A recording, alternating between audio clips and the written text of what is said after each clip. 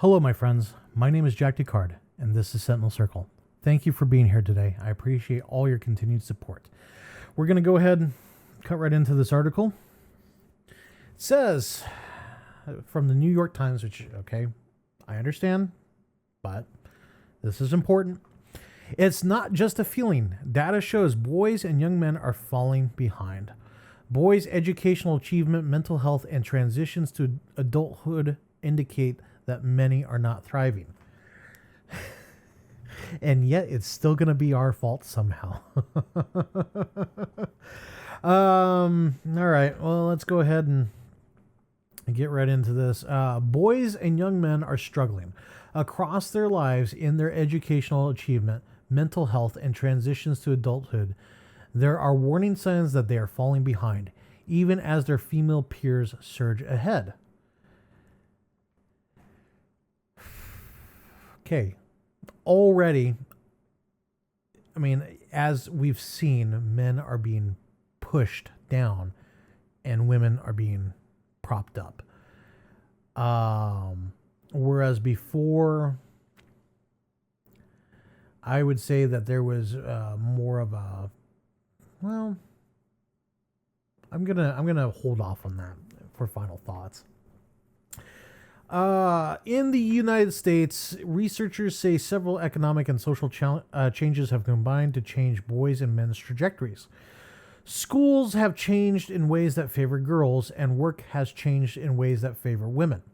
Boys are often seen as troublemakers, and men have heard that masculinity is toxic, of course. And then they sit there, they send us to therapy, they drug us into compliance, into sitting down, shutting up. And then people wonder why men don't talk. People wonder why men retreat. Because they're saying, screw it. They've had enough of this, man. I don't blame any men for this. I really don't. You know, this is aggravating. This is, pardon the expression, crap. This is crap through and through. You know, and quite frankly, we've been dealing with this for years now, almost a whole generation of this. And it's a wonder, you know, that things aren't worse than they already are. Now my blood pressure's up. All right. We're doing all right today. So as I was saying here, in the United States, researchers say several economic and societal... pardon me. I've already read that. Young people themselves tend to agree that girls are now at least equal to and often doing better than boys. Okay, so now that women have been declared equal to, then let's stop with all the things propping up with women. How about with that? But that's not going to happen. Many young men say they feel unmoored and undervalued, and parents and adults who work with children are worried about boys. I myself am worried about boys, and I don't have children. And it terrifies me where this is going. It's not just a feeling. There's a wealth of data that shows that boys and young men are stagnating. Below, I'll explain what some of that data is. Some boys have been affected more than others. The outcomes for black boys are worse, and growing up in poverty disproportionately hurts boys. Yes, because statistically speaking, they're in single parent households that are run by women. Because single women households tend to do worse than single men households in the same situation. I wonder why.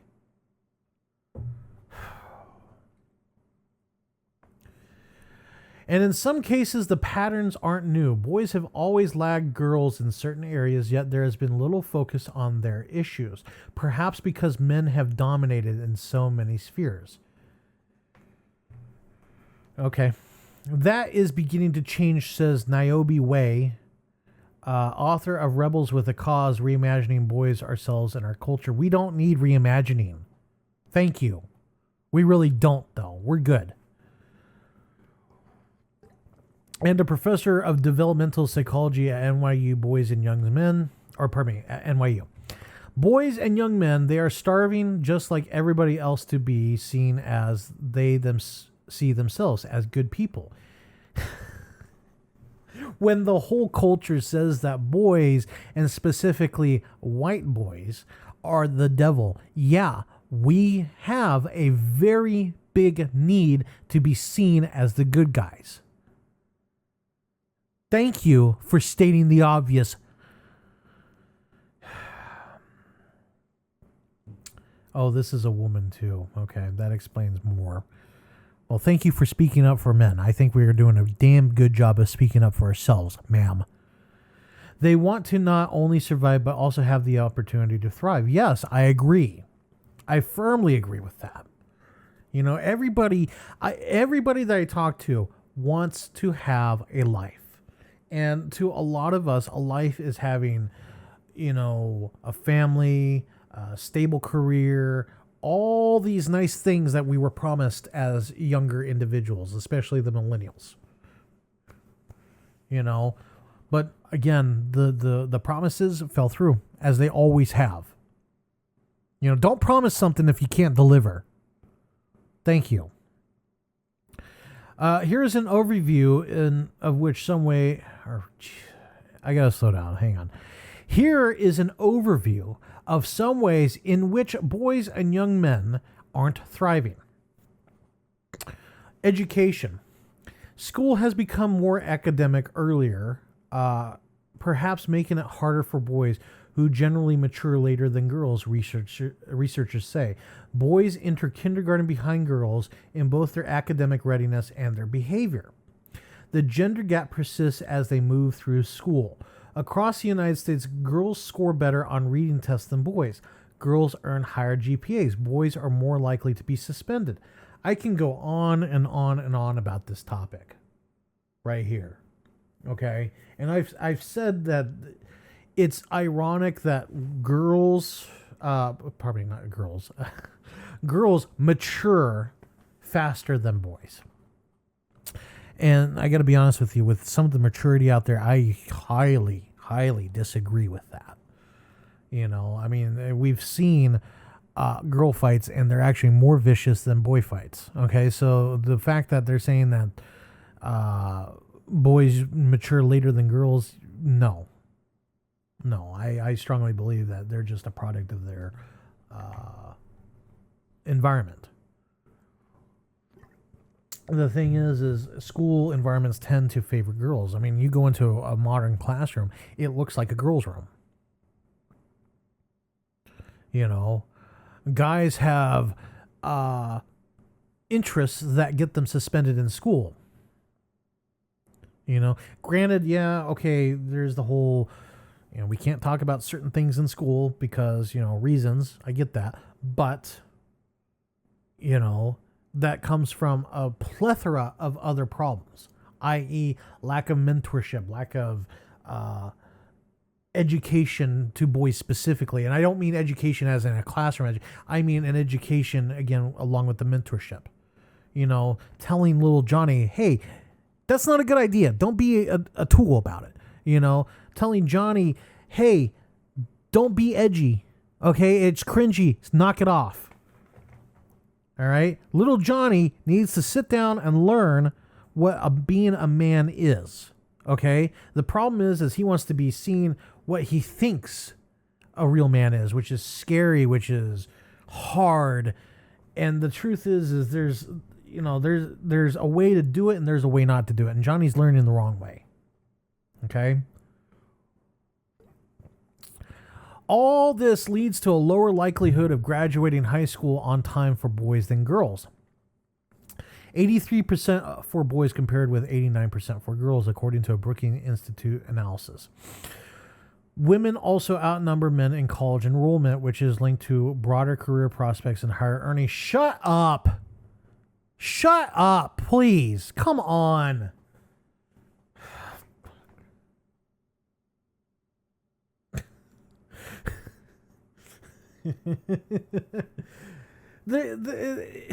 We don't need to go to college. We proved that. You can go to a trade school and you'll statistically make more money. You're going to destroy your body in the process, but you'll make more money. Shut up. No, but seriously though, like, there's a reason why men aren't going to college. Well, there's many reasons why. One is, as we've seen time and time again, all the college boys get in trouble because a woman regret having intercourse later on. So therefore it's, grape. And then, of course, women tend to have more support in college than men do. Women tend to have more advantages when they go to college than men do. I mean, for God's sakes, a woman... There was this Reddit story that I heard long ago where this woman was with a trucker, and he paid for her to go through law school, and then she's like, am I a bad person for dumping him now that he's lower than me, even though he paid her education? I mean, can you imagine that? You're working your rear off and paying for this girl's education, and then she's like, well, now he's kind of lower than me because he's a truck driver, and I'm an attorney. And people wonder why men are dropping out in droves is because of this crud.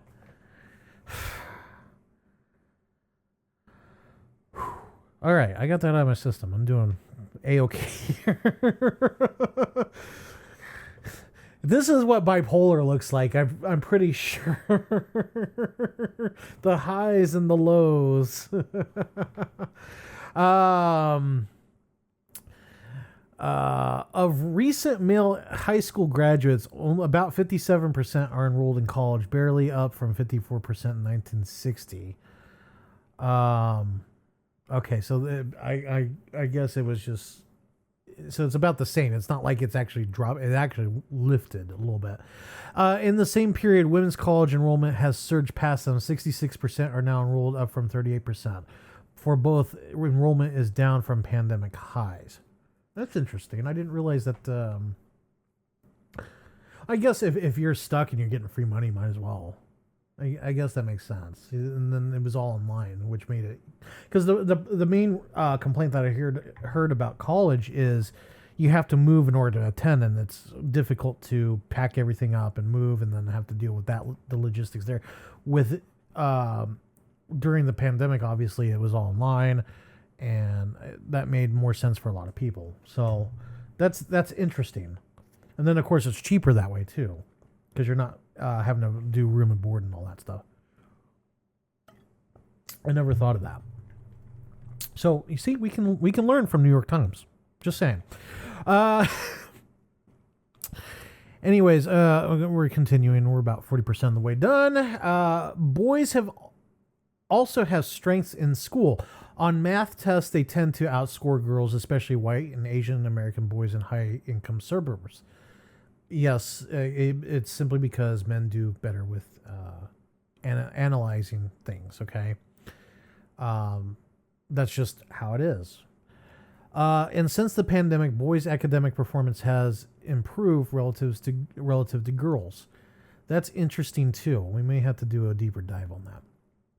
Still, researchers say that there is something about modern day school that is not enabling boys to fulfill their potential. Yes, because they're constantly beaten down by the environment. That's really what it boils down to, is they're beaten down by the environment. Boys need to get out there and play and skin their knees, do all that stuff. And let me ask a question. This is off topic, and if you want to leave it in the comments, please, I encourage it. Have any of you been to a modern playground recently? Be at a school or in a park or something, especially something that's been built within the past 10 years. Have you all noticed a difference? I have. When I was growing up, we had metal slides that burnt your rear on a hot day, and you had like cement and wood chips and all that stuff around. Right? Dirt, sand, whatever. Modern playgrounds are all plastic and foam. And if you notice too, there's a lot of safety features in modern parks. Or not modern parks, but modern playgrounds. A lot of safety features. That prevent dangerous means. And I get it. I get it. A trip to the emergency room these days is horrifyingly expensive. I get that. And I wouldn't sit there and say that, you know, you should encourage your kid to break an arm. But at the same time, I've noticed that myself, where playgrounds when I grew up, you know, they were not rickety, but at the same time they were not like, there was an element of danger there. Whereas it just seems like, and it's possible that like perspective wise, I'm older and I see these things, but you know, it just seems like the playgrounds are a little safe, you know. And I do believe that a kid needs to sprain an ankle. A kid needs to skin their knee in order to learn a lesson. They need to take their bike and put on a helmet and run as fast as they can into the wall. You know, maybe I'm in the minority on this. I don't know. But especially boys, they need a place to, like, you know, experiment, grow, make their own rules, that kind of thing. You know.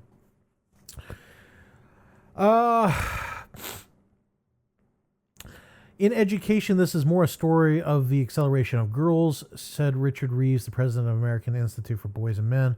But there's enough evidence to think that the educational system is not as boy-friendly as it could and should be. Well, the only thing I can say to that is when you have both genders in there, you have to strike a balance. You can't just be favoring boys, favoring girls. Okay, there has to be a balance. I'm not saying that education should focus on boys at the expense of girls. I think it's good that girls are kind of getting into the need for education, the desire for education is important. You know, learning that the mitochondria is the powerhouse of the cell is great.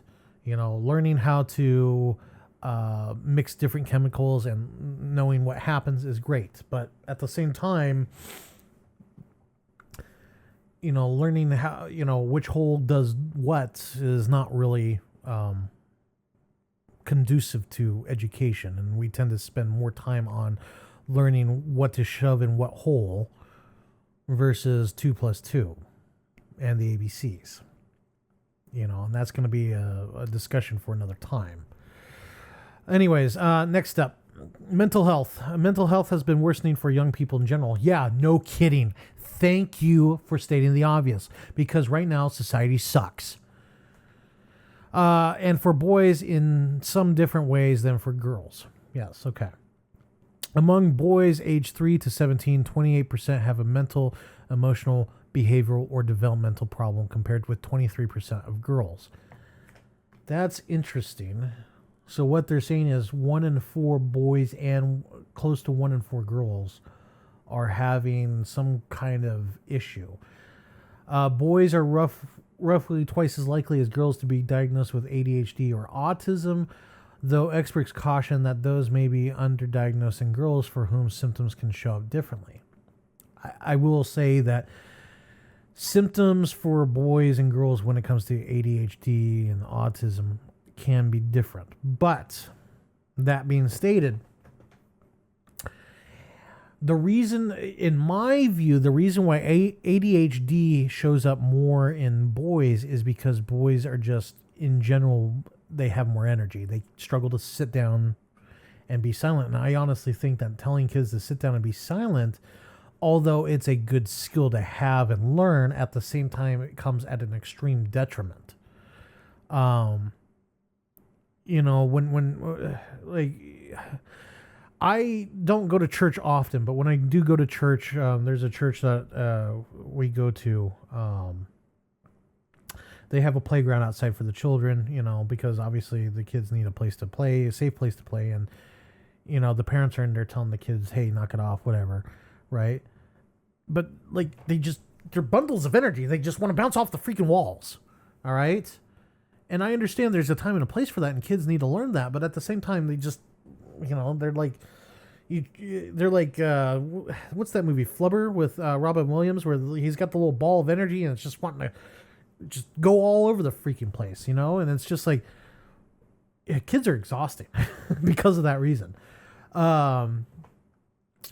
But I strongly believe that a lot of ADHD diagnoses are related to that. And I think that we're not only doing an active disservice to children, and I'm not saying that ADHD is not legitimate. That's not what I'm saying. I'm saying that it's overdiagnosed. There are legitimately kids that, like, even at night when they should be tired, they're bundles of energy. But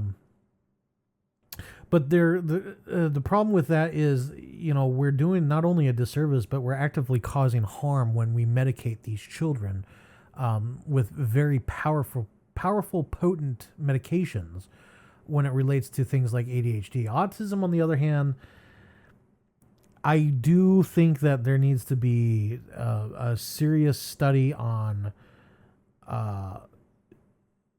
autism. The problem with all these studies is they're all political now. Everything is political these days. And the problem is we can't be honest with ourselves anymore as a society. And that, I think, is probably going to be the biggest. And I'm not saying that, like, society as a whole, we've always been lying to ourselves. It's just more with these echo chambers where not only is society lying to us, but I think we're actively lying to ourselves by hanging out in these echo chambers. And I think that that's going to be our eventual downfall, is we can't trust anything, and we did it to ourselves, Maybe that's for the better. I don't know. This is not the place to discuss that. Anyways, let us proceed. Mental health has also been declining for girls who are more likely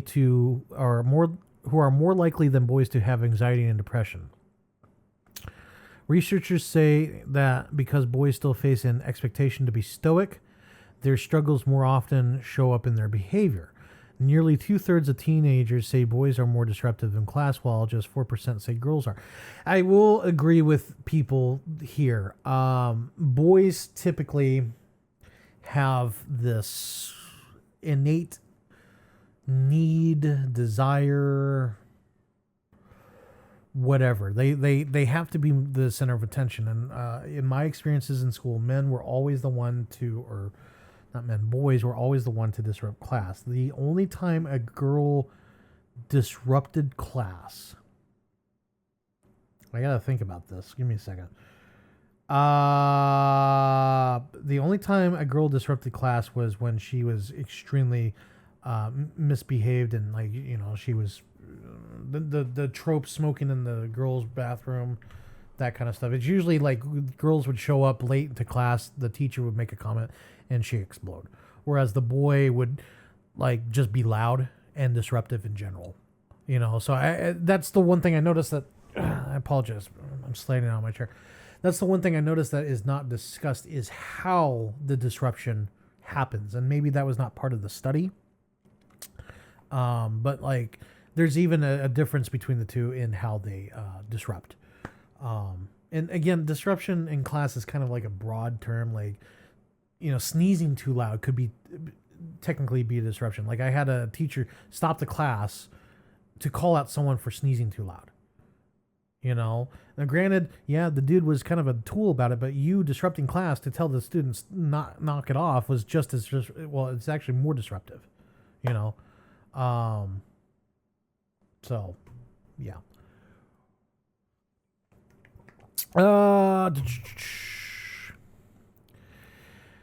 Let's see here. I lost my place here. Other behaviors, though, like physical fighting and drug use, have decreased for boys. That's good? Question mark. I mean, the drug use, yes, that's good, great. I'm all for that. But at the same time, it's possible that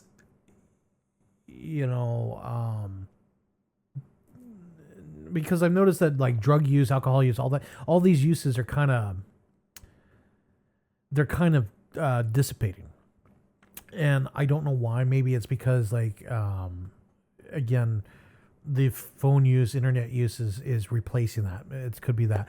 The fighting, on the other hand, that's interesting to me, and I wonder if it's because, like, the boys are challenging each other in different ways. Maybe it's, again, lack of confidence. You've never, it's like Tyler Durden in Fight Club. How much can you really know about yourself if you've never been in a fight? Sometimes putting the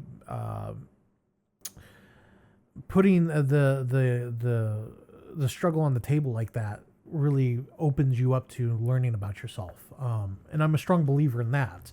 I've been in a couple of fights in my youth, and I mean, I've lost all of them.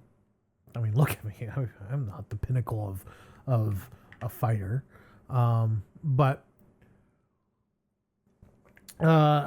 it's possible that, maybe they're going on to COD or Fortnite or whatever and competing there for bragging rights versus fighting. I don't know. It would be interesting to learn those things. Okay, so let's look at this graph here. It says teenagers said boys are more disruptive in school. Boys 64%, 32% about equal. This is interesting. More like leaders. 27% say girls are more like leaders. That's interesting.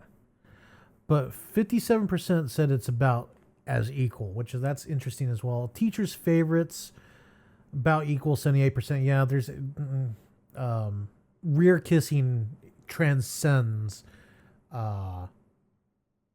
gender. But the teacher pet in my view has always been girls. I've only experienced it once with boys. So and of course homeschooled is not included. That's interesting. Yeah, those are interesting stats. Girls are taking more leadership positions, which I would caution that, my friends, because every time there was a girl that was in charge of our group project, it was ran like a dictatorship, whereas the boys kind of were like, just get the job done. There's always that one girl that ended up taking over the project because it wasn't done to her standards, and we're all like, fine, And then she'd sit there and cry about how nobody else wanted to help, even though she was being a royal bee. And now I've officially said I'm out of coffee. This article is going a little longer than I thought, so we're going to go ahead and start getting up here. And although most teenage boys, 84%, told Pew that they have at least one friend they can lean on for emotional support, that's not as many as the 95% of girls who say they do. That's good. I'm glad that 84% of the boys have an outlet. And that's kind of what my hope here is we have that emotional outlet, because a therapist is not a replacement for a friend. They are a very expensive friend. Okay? And I know that a lot of people feel that the word friend is a very scary word, but friendship does wonders for the mind, body, and spirit. Friendship challenges you to be a better person and provides support where others cannot. And the lack of friendship amongst our youth is it's apparent. I mean, I'm not saying that there aren't friends. There are friends, but it's not like it was back then. As friends, you go online, you hang out there, whereas before you got together and rode around on your bike and all that stuff. I gotta find my water now. Hey, look at that. I got water now. Look at that. So that's good. The whole girl aspect, I didn't realize it was that high. 95% of girls have someone they can lean on for emotional support. That's interesting. That's very interesting. That's a very interesting stat. We may have to do a deep dive on that in a future video. Anyways, overall, suicide is more prevalent among young men than women and has increased among young people. A la 2020. But the increases are far graver for young men. In 2023, the self-alive rate for men ages 15 to 24 was 21 per 100,000, up from 11 in 1968. So basically, it's doubled almost. That's not good. That's really not good. And I would imagine a lot of that is boys who are in single. I'm not saying all, but I'm saying the majority of them are single family or single parent households. Really? That's interesting. So that study was done as an analysis of CDC data by the American Institute for Boys and Men, which is interesting that the CDC covers that. The unalive rate for young women was 5 per 100,000, up from 3. What they don't say, though, is the amount of attempts. I notice in my personal life and as an observer, not because I've tried to do it, as an observer, that when women try to do that to themselves, it's always a cry for help. Okay. However, when women do succeed, it's more dramatic. Okay, women will, more so than men who will. So I think that's what it boils down to is men who are at that stage, they won't advertise it. They'll just go through with it because I think what it boils down to is men will only do that when they're at a very specific problem, right?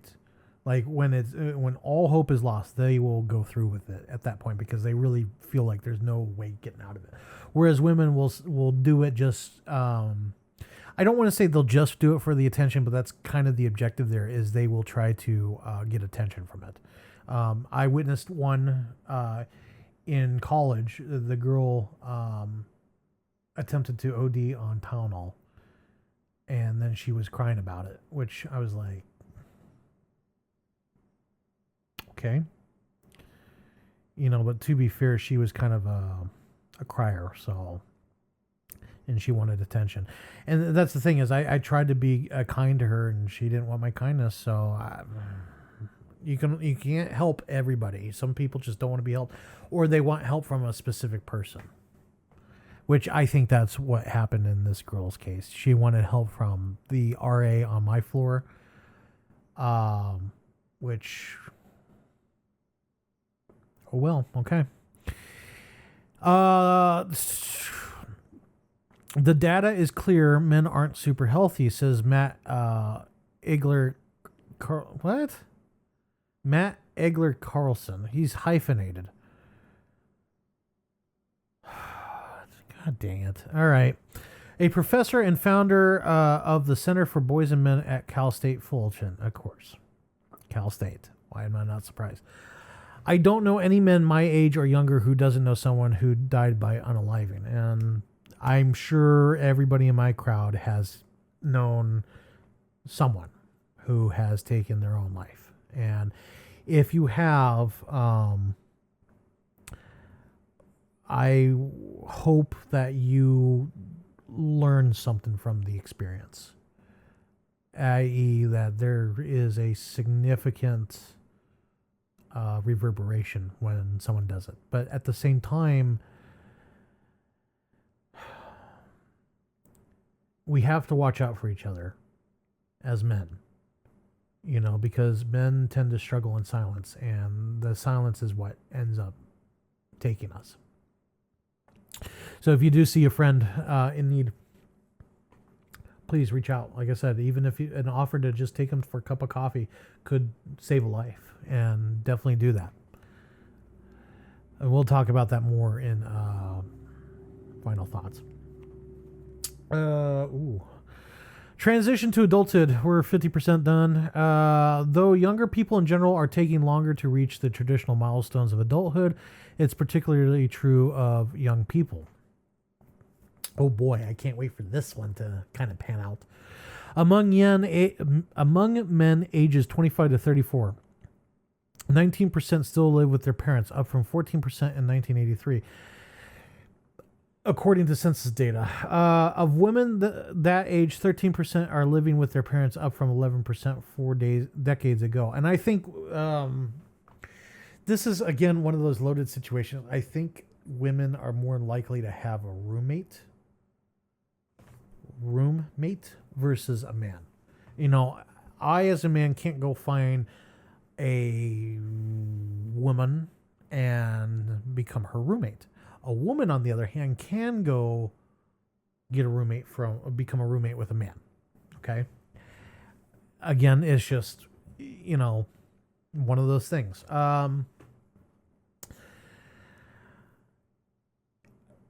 The other thing too, and I would like to do a video on it one of these days. There are situations where the woman from Australia, she's homeless, but she basically goes on a date every single night to not be on the street. She'll be with another man every single night.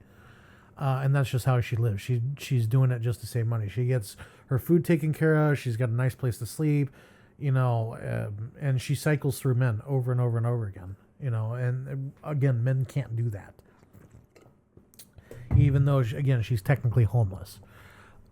While women and men used to be equally likely to be single, less than a third of those aged 25 to 54 were in 1990. Now, 39% of men and 36% of women don't have a partner, a Pew analysis of census data found. The mismatch may be because women often partner with older men, Pew researchers said. Again, we can go on and on and on, and we may have to make it, like, I got to be honest with you, this article's good. It's giving me ideas. Never turn an idea down. But I don't like the stat. It kind of exposes something here, which is older men are they have resources that younger men don't. And because of that, women will go for the resources. That's just biology. And in this world that we live in, money is a resource. Money can buy you anything as long as you got enough of it. So again, this doesn't surprise me one bit, and it's vulgar, it's insulting, but this is the world that we live in, boys. This is the world we live in, and it's sad. And if you are an older man, please don't think to yourself that she's interested in you because she's 25. Okay, she's interested in something you have. Okay, if you were an old man on the street, it would never happen for you. So take heed. Just look at what's going on with Bill Belichick. The work trajectories of men and women have also diverged, as many of the jobs that mostly men did, like manual labor, have disappeared in the United States, while women dominate today's service-oriented work. They haven't disappeared. Last time I checked, I still have a toilet in my bathroom. Now, granted, the advent of technology has changed the work. It's not as labor intensive in a lot of cases as it used to be. But those jobs have not disappeared. However, those jobs may not be as paid as well, or they're not revered, which I think that's what it boils down to, is men don't want to do something that they feel they won't be respected in. If we respected bathroom cleaners, the way we respected doctors, I think a lot more people would be willing to sign. It's a prestige thing, okay? But we look down upon those who do dirty jobs, and I don't know why. I'm not an anthropologist. I find it interesting, though, that human psychology sees that the jobs that are absolutely needed by society are looked down upon, whereas things that are not needed by society are praised and revered. Like a pop star is praised and revered. Well, what does a pop star really provide for us? Versus, I would like to use a clean bathroom, okay? And that to me is worth its weight in gold. But, we don't revere the people that do that for us, and I don't know if it's because, I mean, pick your true reason there, my friends. But if you do, you run into someone doing that, always thank them. I always make an effort to thank anybody doing a job like that, because it is thankless work and people want to be thanked. So take a moment, thank your custodian, thank your retail employee, thank those who are around you who are not working a job that may be high praised, okay? But definitely take the time to say thank you for what you're doing, okay? We should always honor those who are willing to work for us. And that's really what it boils down to, is they are working for us. Not just the company that they work for, but for us, for our ability to use a restroom, our ability to have plumbing, to have electricity, to have a car, whatever. Thank them. The work trajectories of men and women have also diverged, as many of the jobs. Pardon me, I already read that. The share of men working or looking for work has steadily declined, while the share of women working has rapidly climbed. Of men ages 25 to 54, 89% are in the labor force, down from 94% in 1975. So that's a difference of 5%. Of women that age, 78% are in the labor force, up from 55% in 1975. And, we can go on and on and on about how women may feel the need to join the labor force versus their choice, because now it's like society is set up for two incomes versus one. I don't know. There's many answers there.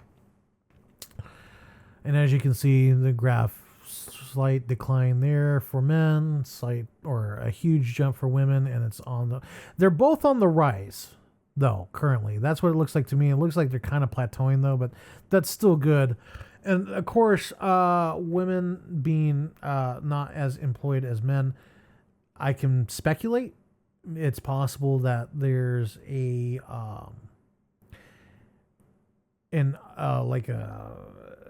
like a gray market aspect, black market aspect, world's oldest profession, OnlyFans, that kind of stuff. I don't know. I'm not going to really go and speculate on all that, but it may be closer than we realize. But it says here, employed, unemployed, but looking for work or temporarily laid off, which I would like to see this. What would be considered self-employment versus like W-2 employment? This is what I don't like about these studies is I have these questions in my head and they don't answer those questions. They never do. So again, we'll continue on here. Okay, we're at the last little bit here. And while women still earn less than men, their median weekly earnings have climbed 19% since 2000, while men's have increased just 7% in that period. So not even inflation coverage. The contemporary American economy is not rewarding a lot of the characteristics associated with men and masculinity, said Rob Willer, a professor of sociology at Stanford. And the sense is those trends will continue. That's probably the most educated statement I've heard in this entire article. So we're done with that enjoying article.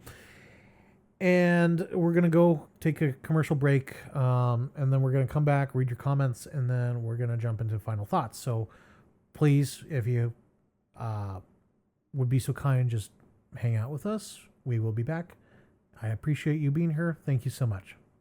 Hello, my friends. Jack Descartes here once again.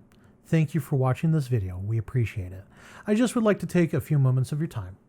Right now, we are currently raising money to host a website. We have Venmo, Cash App, PayPal, as well as a Patreon in case you'd like to donate once or you'd like to give a continued donation. The donation on the Patreon is only $3 a month. Cash App, Venmo, and PayPal, you can donate however much you want.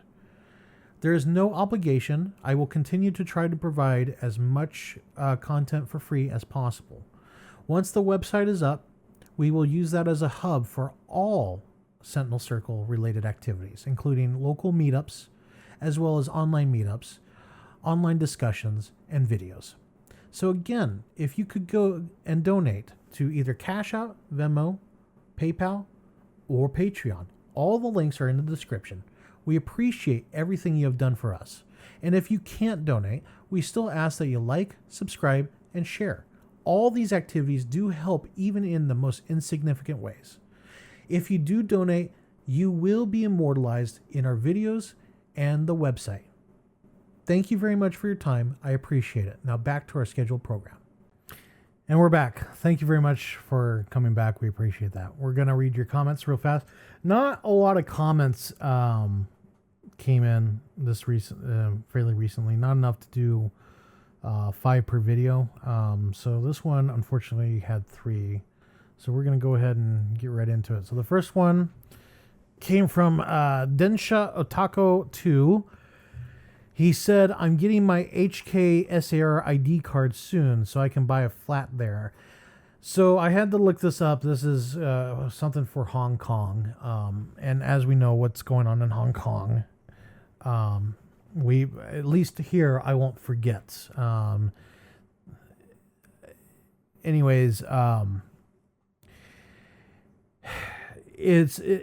can't just buy property in Hong Kong. You actually have to, like, I mean, if you're rich, you can buy whatever you want, obviously, but as a normal person, it's a waiting list, and there has to be some requirements met. Anyways, one of these is the Hong Kong SAR ID card.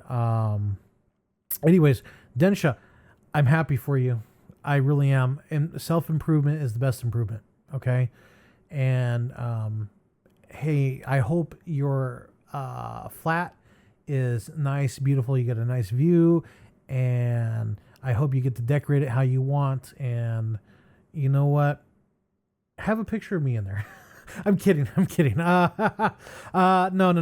But make it your own. Having your own place is a gift. Okay. And don't be afraid to enjoy what you've earned, my friend. Anyways, I wish you all the best. Thank you. Frank Rizzo. This was about the boomer myths video. It says, no true Scotsman theory. Go to school, go to college, work hard, and you'll achieve class mobility. If that don't work, then you just didn't do it the right way. So I'm going to be honest here. I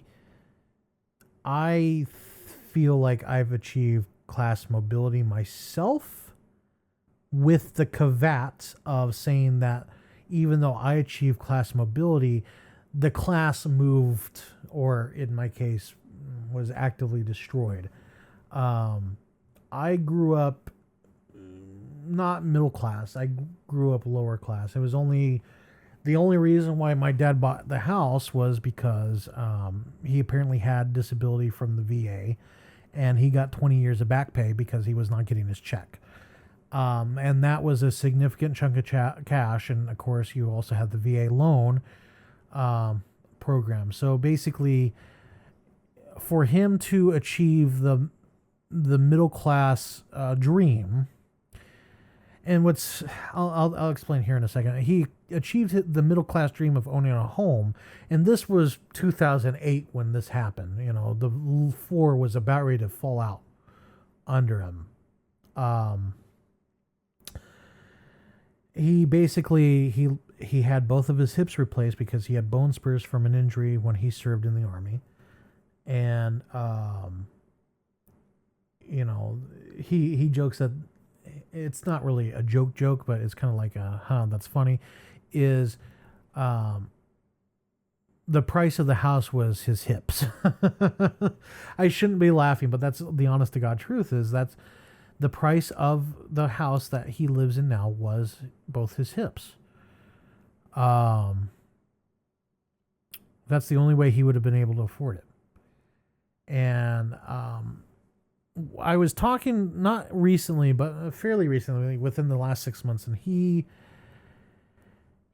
felt that the only reason why he bought the house, in his own words, was because he felt that the family could use it. He grew up in a very Italian family where the family is the most important aspect, okay? And he is all about his motorcycle now. He's like, there isn't much stopping me from selling the house and just getting a little POS apartment and just riding around on my motorcycle all day, which, if that's what he wants to do, fine. There's not going to be any sympathy for me when he has an accident. But I think that's kind of where it boils down to, is you can have class mobility. It's not like, certain other cultures where, you're gonna die in the same position that you're born in. Looking at a certain subcontinent. At least here, you do have the ability to become your own man. But that being stated, it's a lot harder these days than it is, or than it was. I will admit to that fully. And there's that, plus certain groups of people here in our country now have help in the way that didn't exist back then. And that's why you see certain stereotypes exist. Before these programs existed, the community, your racial community, helped you quite a bit, assuming there was help there. Like, for example, we talk about the little Chinatowns, Korean towns, all that. There's a reason why they're like that, is because you go in there fresh off the boat, you get help. You get a little bit of money in your pocket, you get a job, a place to sleep, all that stuff. Before those racial groups, there were the Italians, the Irish. They literally did the same thing. Community can help the individual significantly. There's that famous talk that Arnold Schwarzenegger gives, where he says that he had nothing, and the gym friends came over and they gave him dishes, furniture, that kind of stuff. That's a community helping an individual. And Arnold didn't have to worry about those things. They were basic things, but they helped him. He had a nice warm bed to sleep in at that point. He had furniture. He had his needs met. And that's kind of the problem that's kind of the thing I don't see with the manosphere specifically, is there's all these men talking about men's problems, but they don't do anything about it. And I know that, okay, yeah, we haven't met people in real life and all that stuff, but I really do think that, a group can really help an individual out, and I really hope that we get to that point where we're helping each other out. Someone's house burns down. Okay, well, we'll give them furniture, clothing, that kind of stuff. It doesn't matter.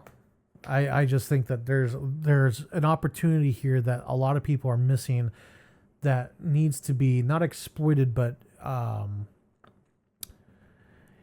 it needs to be utilized. Okay? But again, Frank, it's always good to hear from you. Please keep up the comments. I appreciate that.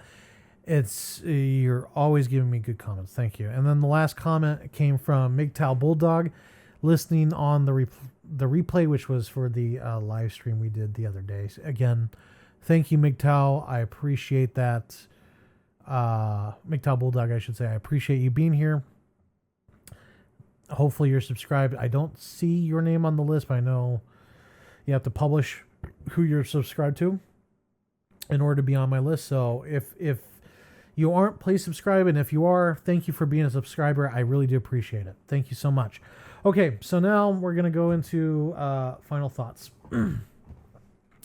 So the main thing that I see here in this article is the one thing I don't like about these articles is even when they talk about men's problems, they're approaching it from a woman's perspective. You know, I don't like it when they interview experts, because experts, yeah, they study it, but they don't tell the stories behind those stats. Every single stat has a story there, right? And I'm a man who likes a story, so that way I can understand why they feel the way they feel. I'm not criticizing the New York Times for doing this story. Like, this was a good story, a good article, but at the same time, I always feel that they're dancing around the issue.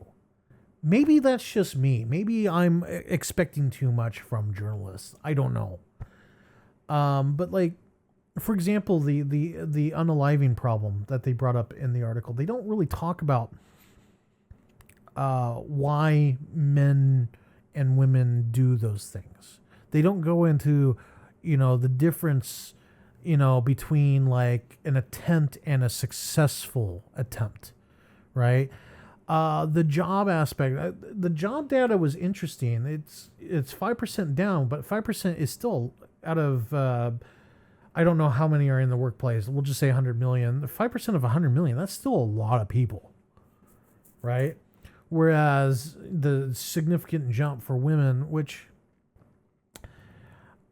there's only a finite amount of jobs, okay? And I'm not saying that women should not be in the workplace. If that's what they want to do, more power to them, okay? I know that women have unique opportunities compared to men. Women on average can be stay-at-home parents versus men.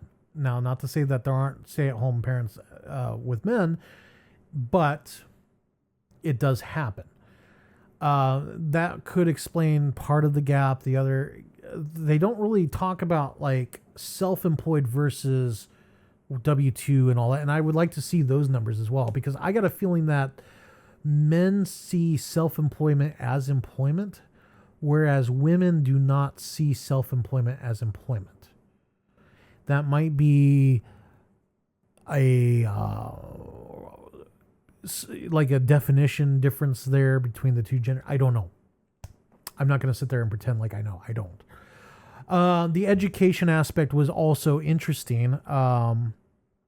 But I do feel that the way that it's been explained to me is there's guardrails in society, and rather than find the happy medium, we go from guardrail to guardrail as a society. And I think that's kind of the problem that we're running into right now, is we're quickly approaching the other guardrail. And this is probably the first time in history that we've done this, where we're promoting girls at the expense of boys. This is the first time in culture, human history, that we've ever done this. It's usually always been male-centric. I know that we have talked about matrices versus hierarchies or whatever. Women in charge, there have been societies like that. But on the whole, statistically speaking, men have been in charge of societies versus women. And again, I'm not denigrating women over that. I applaud that women are able to get ahead, but it should not be getting ahead at the expense of boys and men.